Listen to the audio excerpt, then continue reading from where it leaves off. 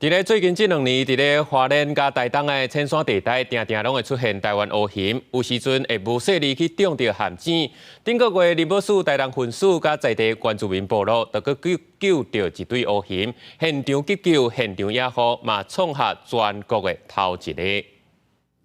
延平乡桃园部落巡守队3月底伫海拔700多公尺的山坪发现一只倒前骹被特殊套掉的乌熊，后来搁伫10公尺外也发现一只同款是倒前骹被特殊套掉的乌熊，一直咧亮。巡守队马上通知台东林保分署甲附近永康部落，动员40多人到山区救援。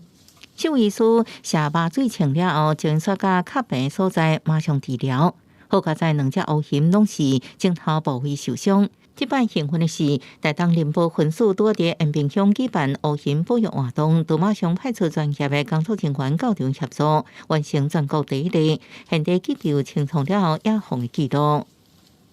受困的2只黑熊呢是1公1母，公熊的体重大概在60公斤，母熊43公斤。那2只黑熊其实在前肢都是轻微外伤，那经过清创之后，评估没有感染风险。台东林保分署也发现这把乌熊误中陷阱是经过改良式的特殊蜡具，才减轻乌熊的伤势。呼吁山区民众要防止乌熊侵扰，拢用改良式蜡具，应避免乌熊严重受伤。公视新闻台东报道。